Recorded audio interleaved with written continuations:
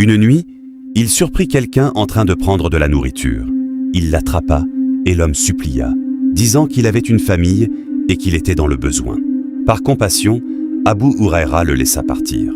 Mais le lendemain, il fut informé que l'homme reviendrait. La deuxième nuit, la même chose se produisit. Et la troisième nuit, lorsqu'il l'attrapa encore, l'homme lui révéla un conseil important. Il lui dit que réciter Ayat al-Kursi avant de dormir apporterait protection et tranquillité. Plus tard, il fut expliqué que cet individu n'était pas un simple homme, mais un être du monde invisible. Les signes de présence des djinns et comment protéger ta maison. Vous n'êtes jamais vraiment seul. Dans le silence de votre chambre, dans l'ombre de votre couloir, ou même derrière votre propre reflet dans le miroir. Il existe un monde qui nous observe, sans que nous puissions le voir.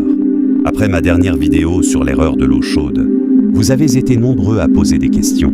Certains ont ressenti de la peur, d'autres de la curiosité. Mais aujourd'hui, nous n'allons pas seulement parler de peur, nous allons parler de connaissance. Car la connaissance est ce qui enlève l'ignorance et apporte la tranquillité.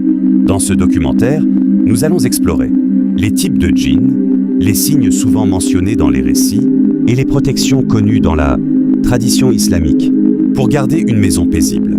Restez jusqu'à la fin, car la dernière partie contient des conseils très importants pour protéger votre maison et votre tranquillité.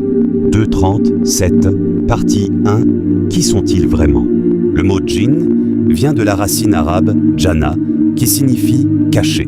Selon les traditions islamiques, les djinns ont été créés avant l'homme, à partir d'une flamme de feu sans fumée. Mais il est important de comprendre une chose. Tous les djinns ne sont pas mauvais. Comme les humains, ils sont différents. Certains sont croyants, d'autres non. Certains sont paisibles, d'autres peuvent être malveillants.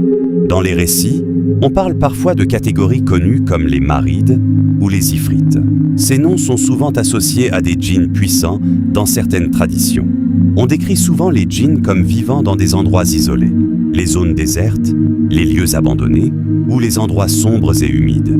Ces descriptions font partie de récits anciens transmis depuis des générations.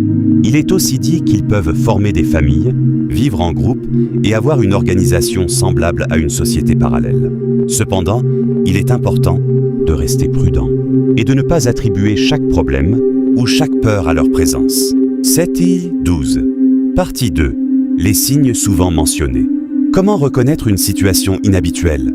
Il est important de ne pas tomber dans la peur ou la paranoïa. Mais certains signes sont souvent mentionnés dans les récits populaires. Premier point, les cauchemars répétitifs. Certaines personnes racontent faire souvent des rêves inquiétants ou se réveiller avec un sentiment d'angoisse. Cependant, il faut aussi rappeler que les cauchemars peuvent avoir des causes naturelles, comme le stress ou la fatigue. Deuxième point, les blocages dans la vie. Certains parlent de difficultés répétées ou d'obstacles inattendus. Mais là encore, beaucoup de situations ont des causes réelles liées à la vie quotidienne. Troisième point, l'ambiance dans une maison. Une maison sombre, silencieuse ou mal entretenue, peut créer un sentiment d'inconfort ou d'inquiétude. C'est pourquoi garder une maison propre, éclairée et habitée par des paroles positives est souvent recommandé. La clé est de garder un esprit calme et rationnel. 12 âges 16-30, partie 3, l'histoire du compagnon et du voleur. Laissez-moi vous raconter une histoire célèbre dans la tradition islamique. Abu Huraira, un compagnon connu, était chargé de garder des provisions destinées à l'aide des pauvres.